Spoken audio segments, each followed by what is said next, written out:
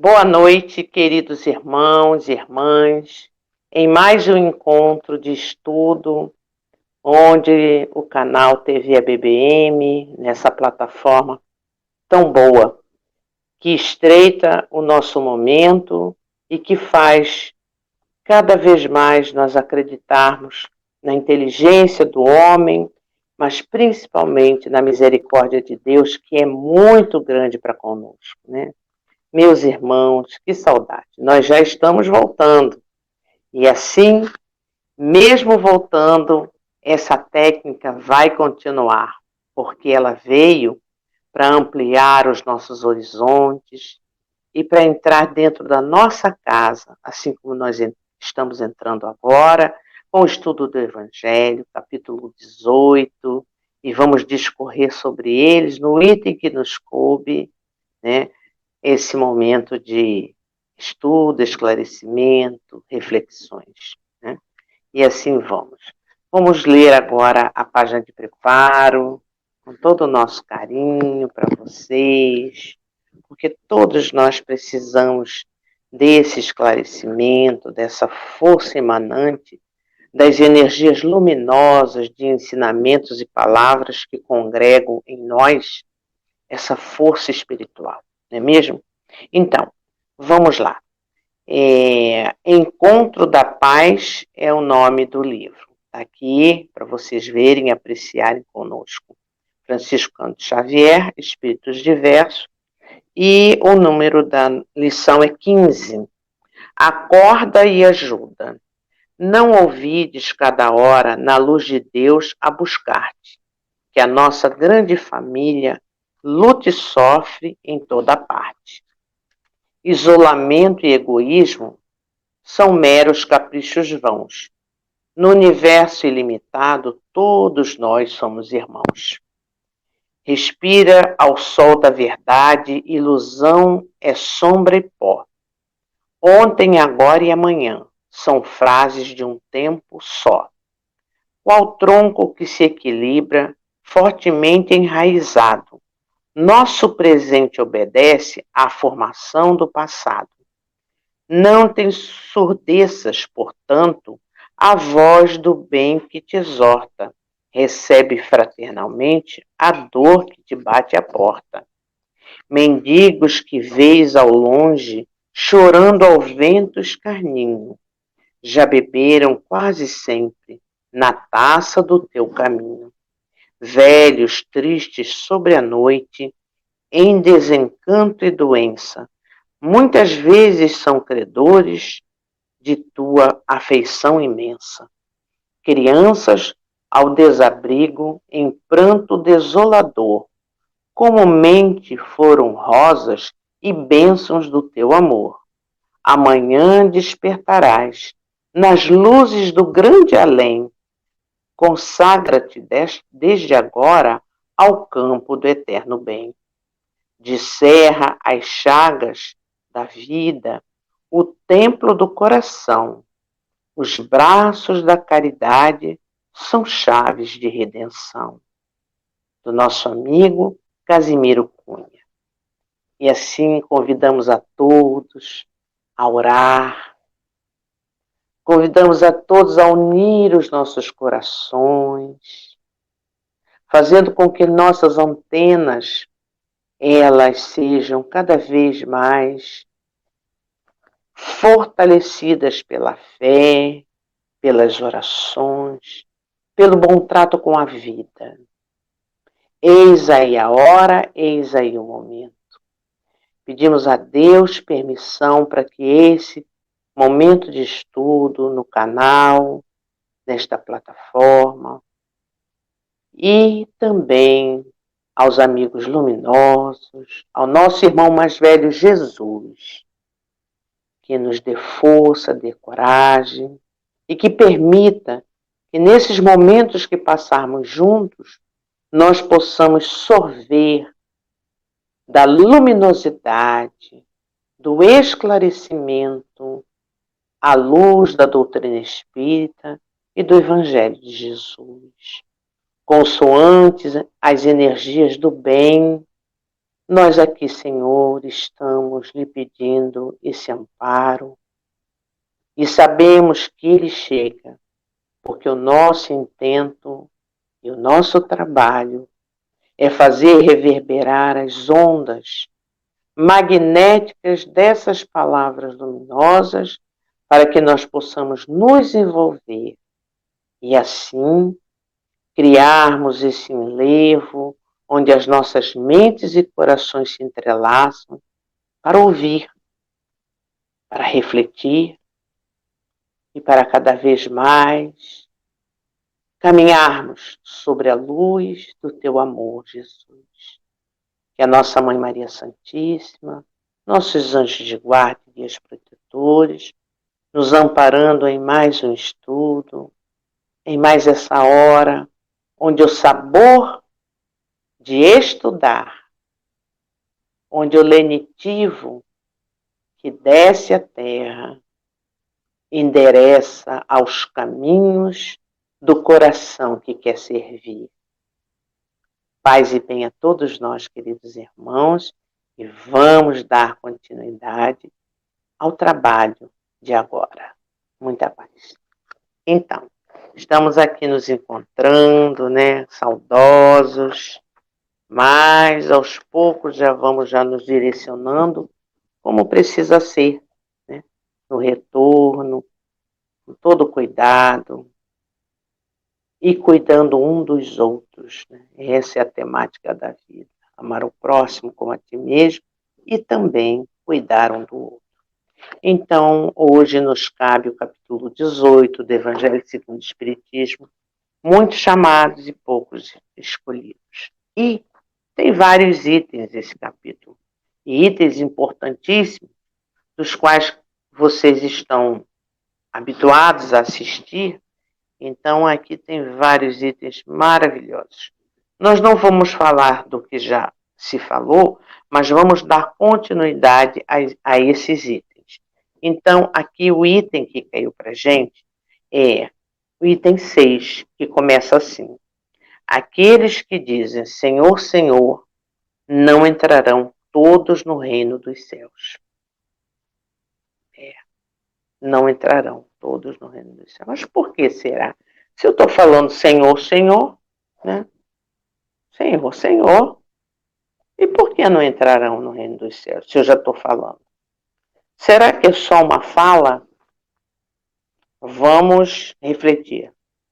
Será que é só falar? Porque a fala, ela promove uma ação, ela ecoa no espaço, ela faz se ouvir.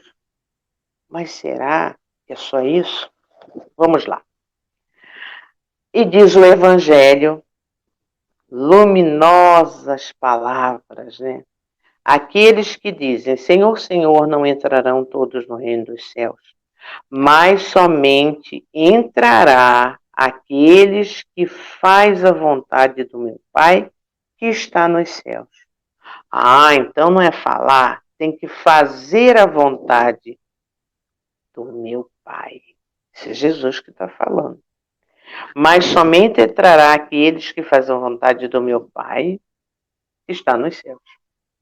Vários me dirão naquele dia: Senhor, Senhor, não profetizamos em vosso nome? Não expulsamos demônios em vosso nome? E não fizemos vários milagres em vosso nome?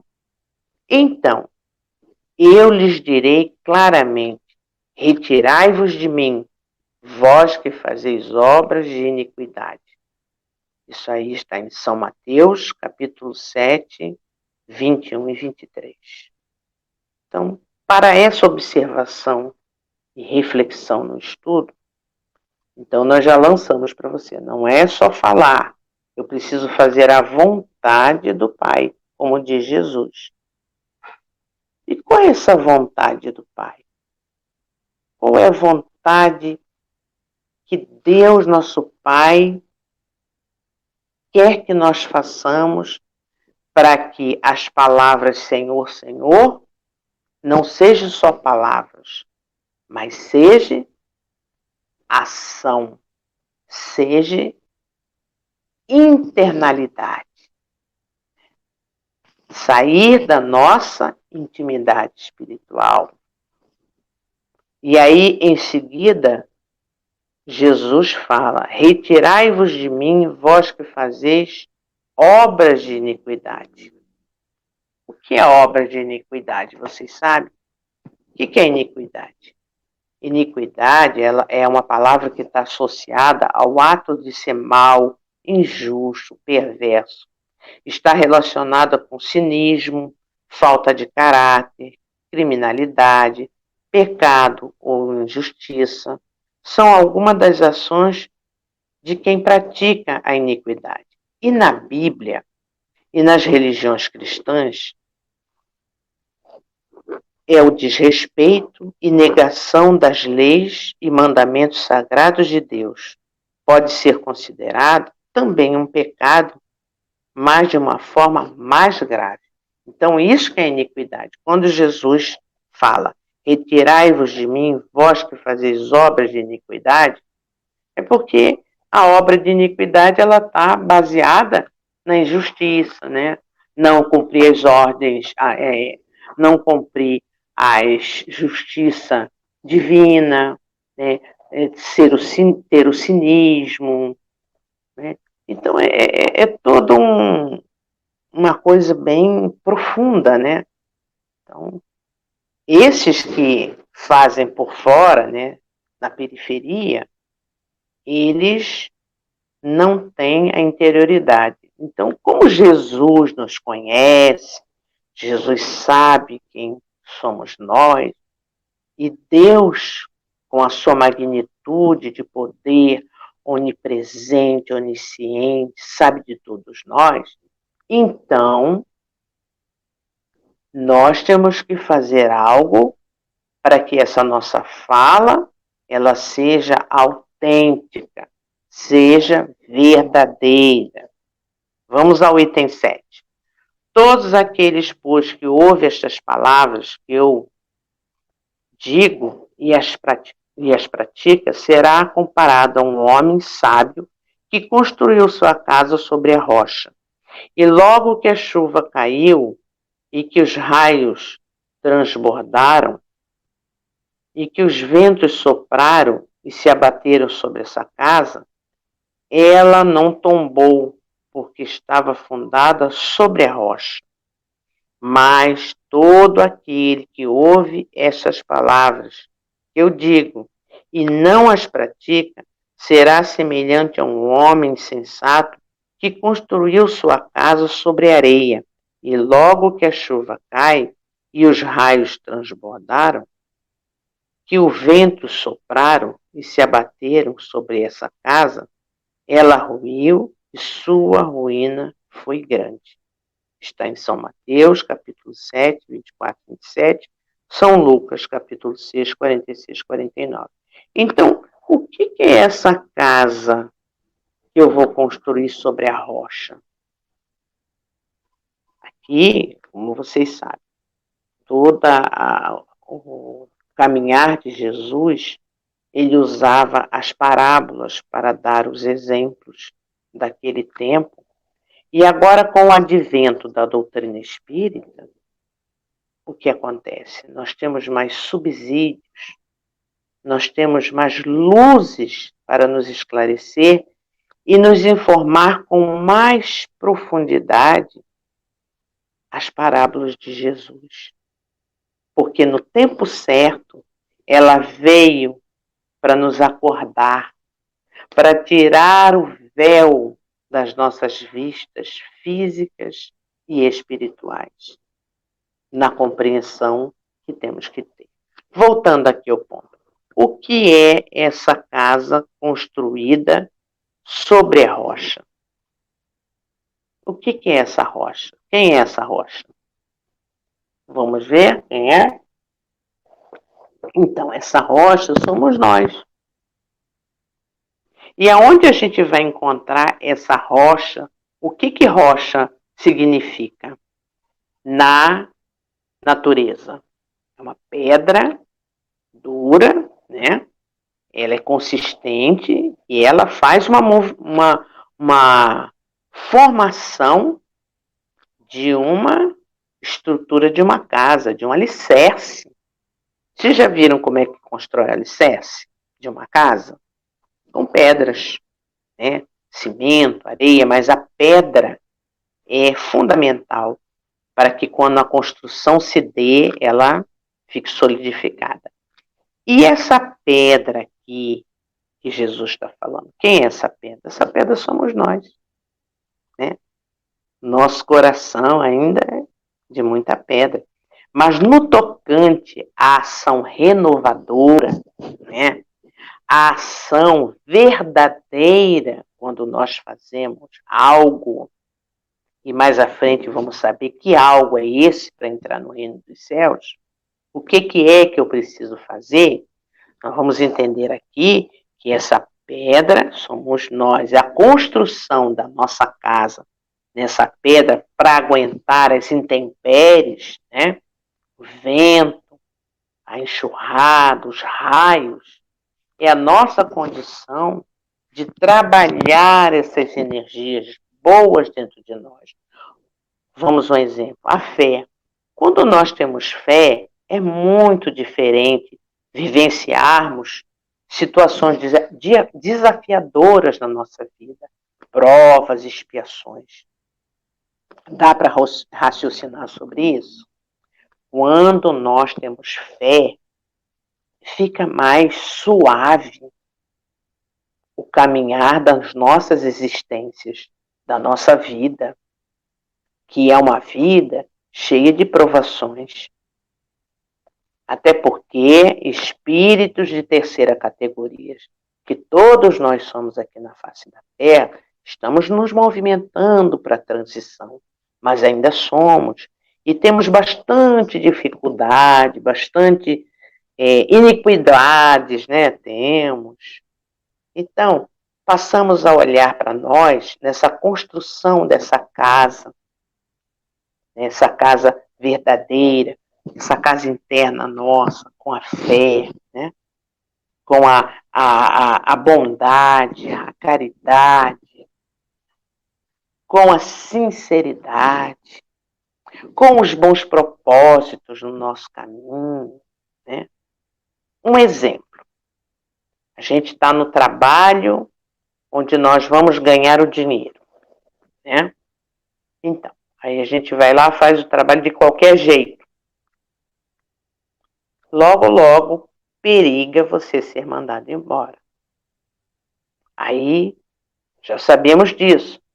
Vamos nos aprimorando para fazer um trabalho onde o patrão, o chefe, vai ver a sua conduta e vai até pensar, né, de acordo com a sua tarefa, o seu bom desempenho, te dar mais um lugar mais acima, um degrau a mais. Então, nós estamos falando da materialidade e da nossa conduta nesse meio material. Já que você está aprendendo e que todos nós devemos aprender, que cada coisa que fazemos se faz necessário, que a gente se encha de boa vontade e faça da melhor maneira possível. Porque nenhum trabalho mal feito, ele é condecorado de êxito. Nós estamos falando do trabalho material, onde eu vou ganhar o meu sustento. Então, por isso que a gente vê muitos profissionais liberais, pessoas que trabalham em grandes empresas, até mesmo faxineiros, cozinheiras, né? Grandes arrumadores, né?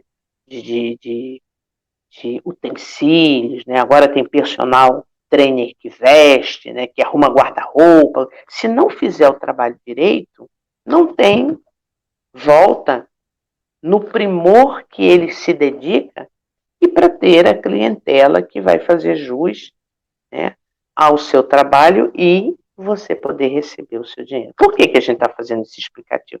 Para a gente entender que essa construção da nossa casa, nessa rocha, essa rocha ela é determinante na ação interna nossa. É da maneira como a gente trata a vida ordinária nos disponibilizando com firmeza, com coragem, com verdade e dando o nosso melhor, fazendo o nosso melhor. E a outra casa que é construída na areia? Aí as intempéries vêm e solapam essa casa, né? Essa construção. E que areia é essa? É a nossa areia do egoísmo, é a nossa areia da desconfiança, do medo, das incertezas. Aí várias situações que a gente já traz arregada dentro de nós, diante de tantos séculos de encarnação, reencarnação, idas e voltas. Então, paremos para pensar que quando Jesus nos coloca essa condição que todos aqueles, pois que ouve as palavras que eu digo e as pratica, olha, palavras que eu digo e as pratica, tá? Ele estará, né? Será comparado a um homem sábio que constrói sua casa sobre a rocha, porque ele vai praticar, foi o que nós falamos antes, fazendo o seu trabalho digno, ordeiro, disciplinado, a fim de chegar lá e executar a sua tarefa. Ao passo que aquele que não quer escutar a palavra de Jesus e vai construir de qualquer maneira na areia, nessa areia da perdição nossa, aí pronto, aí a coisa fica difícil. Fica muito difícil. Vamos lá para o item 8. Aquele, pois, que viola um desses menores mandamentos e que ensina aos homens a violá-lo, então, qual é o mandamento de Jesus? Ama a Deus sobre todas as coisas e ao próximo como a si mesmo. Tudo que quereis fazer com o outro é a ti mesmo que está fazendo. E para você volta. Então, aquele, pois, que viola um desses menores mandamentos e que ensinar aos homens a violá-lo será considerado no reino dos céus como o último, mas aquele que os executar e ensinar será grande no reino dos céus. Por que isso? Porque quando a gente fica sabendo dessas verdades espirituais, né, desse movimento de crescimento nosso, nós não podemos ensinar de uma maneira a tirar proveito desse ensinamento e ensinar mal, né, com um objetivo rentável para nós, enganando, ludibriando, né, fazendo com que aquele com quem eu esteja falando seja envolvido por falácia, né, seja enrolado, né, naquela teia da obscuridade, da mentira. Nós temos que ter muita atenção com isso, porque muitas vezes a gente estuda, cresce o nosso intelectivo, para quê? Para a gente passar os outros para trás, mas principalmente nos ensinamentos de Jesus, é ser honesto, é ser verdadeiro e não fazer o outro, né, que não sabe o que você sabe e você está na condição de passar esses ensinamentos, né, esclarecer, e aí você faz o contrário. Engodo, mentira, é como aquela história antiga, né? Faço o que eu mando, mas não faço o que eu faço. Não. Com o advento da doutrina espírita, meus irmãos, onde nós nos debruçamos para estudar, para nos esclarecer, para abrir os horizontes da nossa mente e abrilhantar a nossa conduta, faz lembrar que o Cristo Consolador, ele está aqui conosco para que nós nos coloquemos à disposição de fazer o bem cada vez mais. E o bem a fazer começa em nós, na nossa sinceridade, nas pequenas coisas. Então, 9. Todos aqueles que proclamam a missão de Jesus dizem: Senhor, Senhor. Mas de que serve o chamar mestre ou senhor se não lhes seguem os preceitos? São cristãos aqueles que o honram por atos exteriores de devoção e sacrificam ao mesmo tempo o orgulhoso e egoísmo, e sacrificam ao mesmo tempo o orgulho, o egoísmo, a cupidez e todas as suas paixões? São seus discípulos aqueles que passam dias em prece e não são, com isso, nem melhores e nem mais caridosos, nem mais indulgentes para com seus semelhantes? Não, porque assim como os fariseus, eles têm a prece sobre os lábios e não no coração. Com a forma, eles podem se impor aos homens, mas não a Deus. Em vão dirão a Jesus: Senhor, nós profetizamos, quer dizer, ensinamos em vosso nome, expulsamos demônios em vosso nome, bebemos e comemos convosco. Ele lhes responderá: eu não sei quem sois, retirai-vos de mim, vós que cometeis iniquidade, vós que desmentis as vossas palavras com vossas ações, que caluniais vosso próximo, que espoliais as viúvas e cometeis o adultério, retirai-vos de mim, vós cujo coração destila ódio e fel, vós que derramais o sangue dos vossos irmãos em meu nome, que fazei correr as lágrimas em lugar de secá-las.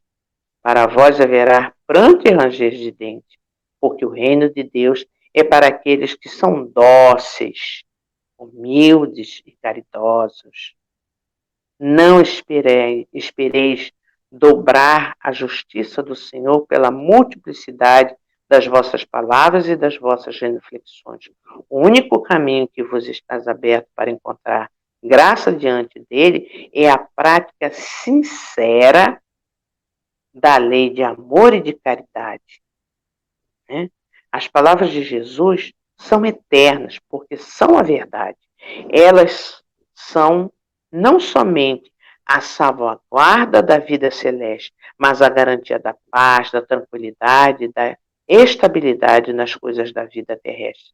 Por isso, todas as instituições humanas, políticas, sociais e religiosas que se apoiarem sobre as suas palavras serão estáveis, como a casa construída sobre a pedra.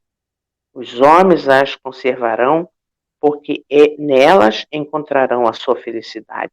Mas aqueles que vos violarem serão como a casa construída sobre areia. O vento das revoluções e o rio do progresso as carregarão. Então, a gente leu todo esse trecho para depois a gente falar calmamente, até por conta do nosso tempo e no entendimento que estamos aqui juntos, né, para refletir. Então, quando se diz aqui que, como assim, o egoísta, né, os cristãos, aqueles que honram por atos exteriores, eles vão ter condições de entrar no reino do céu? Não, não. Porque essa internalidade desse reino que nós queremos entrar, e quando vamos dizer Senhor, Senhor, essa conquista, ela vem da interioridade nossa, da experienciação nossa, nos moldando com as virtudes que precisamos exalar da nossa interioridade espiritual e passar para frente, para quem está do nosso lado, para quem está no nosso trabalho, na casa espírita onde eu escolhi para estar, nos templos, na convivência familiar. Então, todas essas projeções de amorosidade, de participação, unindo-nos a Jesus e aos seus ensinamentos, ela vai partir da nossa interioridade, dessa nossa transformação. Reconhece-se o verdadeiro cristão, espírita cristão, por ele trabalhar, né, incessantemente para domar as suas más tendências. Está aqui no Evangelho, capítulo 17. Então, tudo é uma questão de consciência, porque na clareza desses pontos estão nos mostrando que nós precisamos ter essa interioridade. Porque é muito fácil a gente falar que as outras religiões fazem isso, fazem aquilo. As outras. Uhum. E nós da doutrina espírita? Olha, eu dei mais de 1000 passes, eu sou médio de psicografia, de psicofonia, eu dou cesta básica, eu faço curativo nos enfermos, eu dou quentinha. Como que eu não vou entrar no reino dos céus? Se eu estou fazendo tudo isso. Mas você está fazendo com amor? Você está fazendo com devotamento? Ou você já está indo à casa espírita por ir? Para cumprir... Desculpa. Para cumprir o protocolo. Eu trabalho lá na casa espírita, lá na recepção. Chegar lá, pego a água, tá, boto, não sei o quê, atendo o pessoal, dou o folhetinho e acabou. Já fiz o meu trabalho. Será que é isso? Aí chega o trabalhador ansioso para trabalhar. Ele quer trabalhar, quer trabalhar. Aí você fala assim, olha, o senhor faz favor, o senhor enche copinho de água para ser magnetizado e dá para as pessoas. Aí ele vai de qualquer jeito, enche o copinho, fica zangado, fica triste, porque ele só está enchendo o copinho. Aí o que acontece? Ele perde a oportunidade. Aí chega outro trabalhador querendo trabalhar. Você dá a mesma oportunidade. Vai encher os copinhos de água, tal, para magnetizar e dar para as pessoas. Aí esse faz assim, eu vou. Aí ele pega lá o copinho, bota água e ora para cada um que for receber essa água fluidificada, os amigos espirituais possam encher de fluidos benéficos, medicamentosos. Vocês acham que esse simples papel de fazer isso já não é um movimento de realizar a nossa entrada para o mundo, para o reino de Deus? Esse reino que tem que reinar dentro de nós. Mas com essa atitude, com esse despreendimento, com essa aurora de luz matinal, onde o sol desponta e onde todos os nossos trabalhos, quando são feitos com caridade, com amor, e acima de tudo com devoção, com respeito, cala fundo em nossas almas o processo renovador. Renovador, meus irmãos. Nós estamos aqui para aprender a ser úteis na boa utilidade com Jesus em nossos corações, nas nossas mãos e na nossa interioridade espiritual. Esse ponto é um ponto excelente para que a gente possa falar mais vezes sobre ele, para acordar a nossa ingenuidade, muitas vezes, de achar que falar de Jesus, trabalhar na casa espírita como médium, como isso, como aquilo, como orador, como passista, como assim, isso não vai ser nada se nós não tomarmos consciência de que nós precisamos aprender a servir a boa serventia.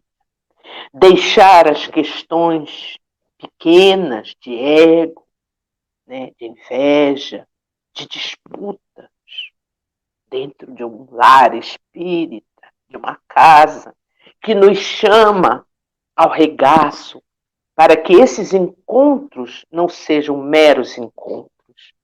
Porque nós, quando escolhemos alguma religião, algum templo para servir a Jesus, é porque nós temos afinidade, é porque nós viemos com uma concordância espiritual para fazer aquele trabalho. Agora vamos lá na casa espírita. A nossa condição é uma condição de desbravar a nossa interioridade espiritual, para que a gente possa acrescentar mais na nossa vida e sermos mais úteis verdadeiramente, fazendo tudo com muito primor, com muita elegância. E não é elegância no vestir, mas é elegância naquele copo de água que você dá ao peregrino que chega na casa, com todo carinho, com toda atenção. É o atendimento fraterno que você faz e não fica dardeando. Nossa, de novo vem falar a mesma coisa. Está tão repetitiva essa pessoa. É dar o ombro amigo para aquele que vai falar a mesma coisa, mas dar com carinho. É respeitar aquele desertor que não quer mais ficar. Porque se não tem mais o ambiente que lhe comungue com o seu coração, então precisa seguir, mas sem delongas, sem falas duras, sem dardos, sem falas malsãs, sem desatino, sem desalinho. Simplesmente atenda o seu coração e faça a sua fala de Jesus, o seu compromisso com Jesus, verdadeiramente. Não procurando plateia e nem tampouco ostentando o que você acha que tem e nem tem. Porque quem tem, quem é, não fala. É e acabou. Porque o exemplo maior de Jesus é quando ele diz assim, as palavras de Jesus são eternas, porque são a verdade, porque ele é o caminho, a verdade e a vida. Elas não somente nos salvaguardam da vida celeste, né? Mas a garantia da paz, da tranquilidade, da estabilidade nas coisas da vida terrestres. Por isso, todas as instituições humanas e políticas, sociais e religiosas se apoiam sobre as palavras, as suas palavras. Porque todos aqueles dessas instituições do mundo que fazem o seu trabalho, mas fazem também pensando no próximo, lá estará Jesus.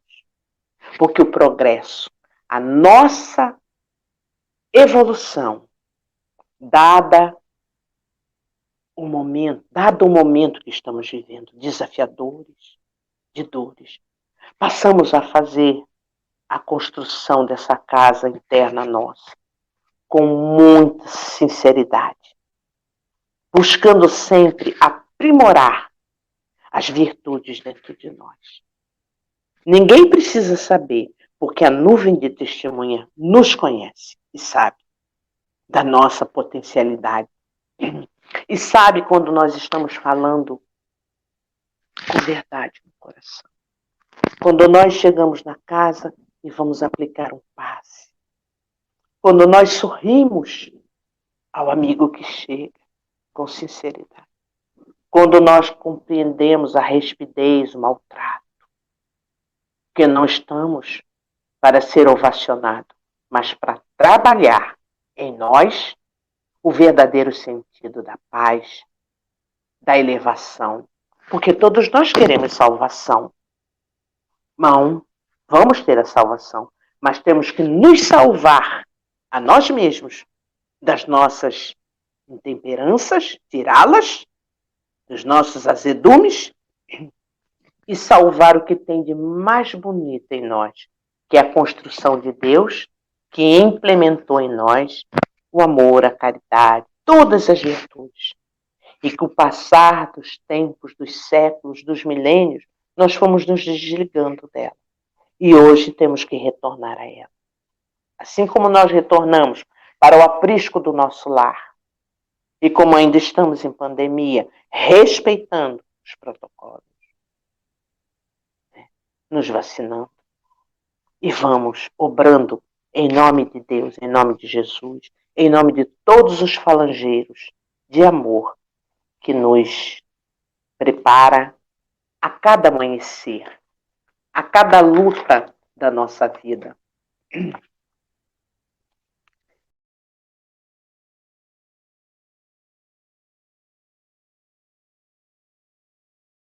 Então, vamos ler agora, então, muito esclarecedora, do livro Fonte Viva,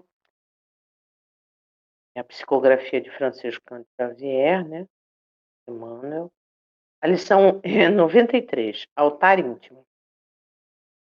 Temos um altar. Paulo, Hebreus, capítulo 13, 10. Até agora, construímos altares em toda parte, reverenciando o Mestre Senhor. De ouro, de mármore, de madeira, de barro, recamados de preciosidades e flores.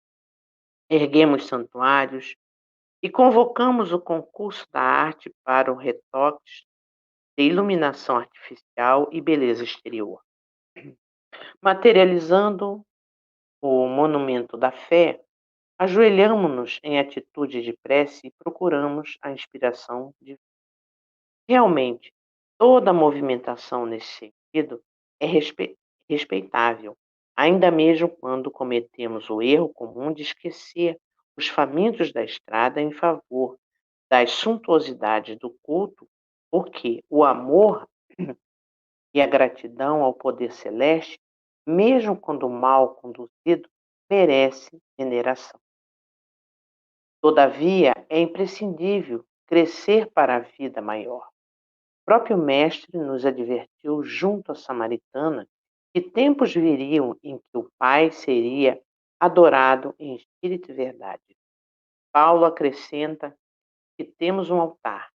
A finalidade máxima dos templos de pedra é a de despertar-nos a consciência.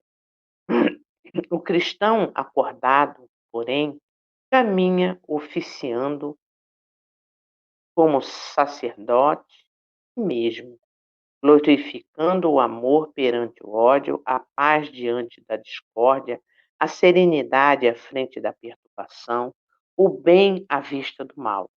Não olvidemos, pois, o altar íntimo que nos cabe consagrar ao divino poder e à celeste bondade. Comparecer ante os altares de pedra, de alma cerrada à luz e à inspiração do Mestre, é o mesmo que lançar um cofre impermeável de trevas à plena claridade solar. Se as ondas luminosas continuam sendo ondas luminosas, as sombras não se alteram igualmente.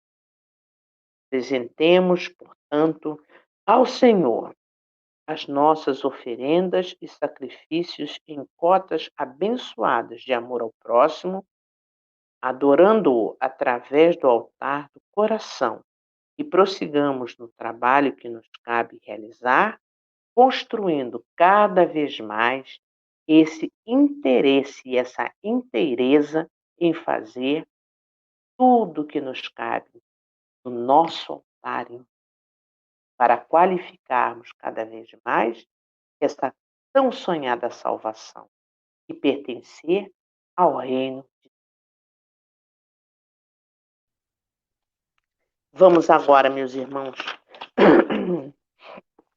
vamos fazer a nossa prece final para que a gente continue zelando por nós. A gente vai ter a prece final, tá? E aí depois, antes da prece final, vocês vão ver uma coisa muito boa, de grande reflexão. Todos somos irmãos e podemos entrelaçar tudo que estamos fazendo de bom com muita sinceridade, com muito carinho.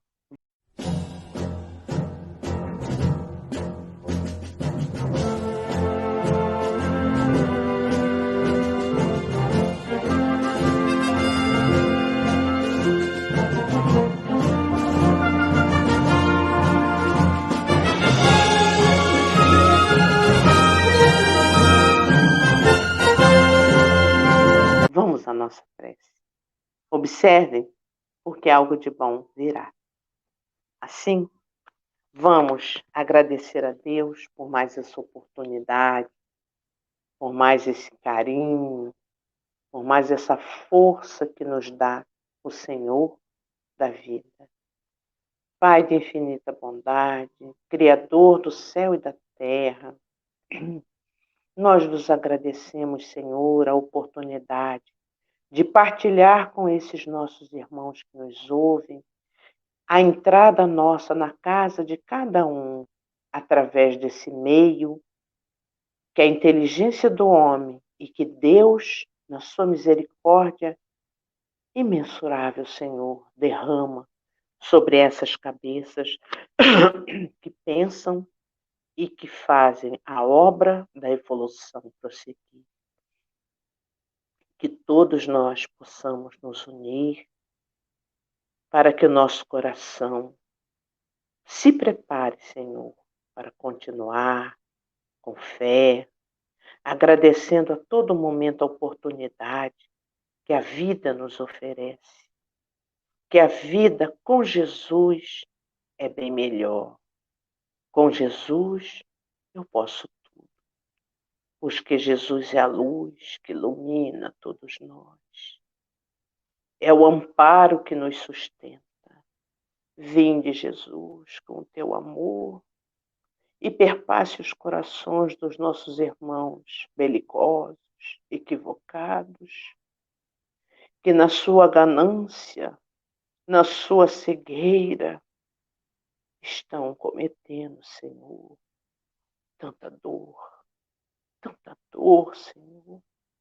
Vinde, Jesus, aos corações dos governantes da Rússia, da Ucrânia, de todos os governantes dos países do mundo inteiro, da nossa pátria do Cruzeiro, de todos os irmãos que sofrem, que choram, que se revolvem em pesadelos, Senhor.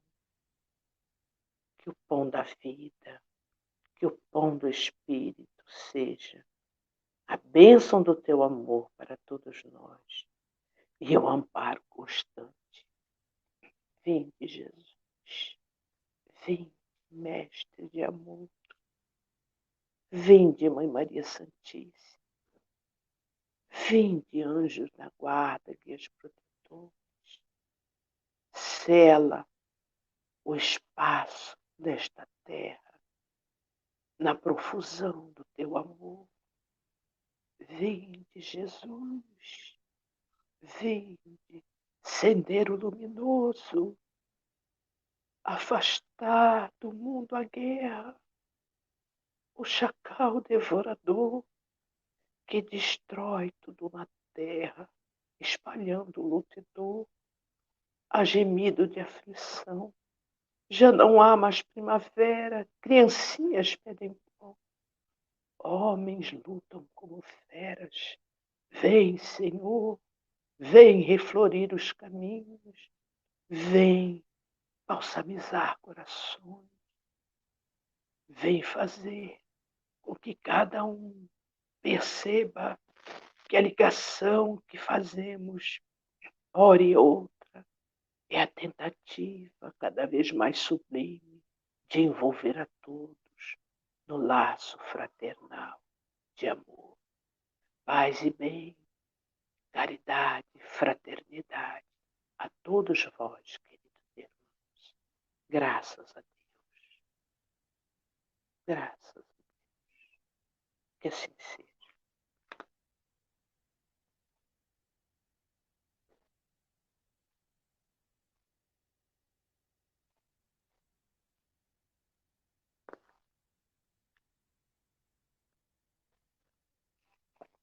Uma boa noite a todos e até a próxima oportunidade.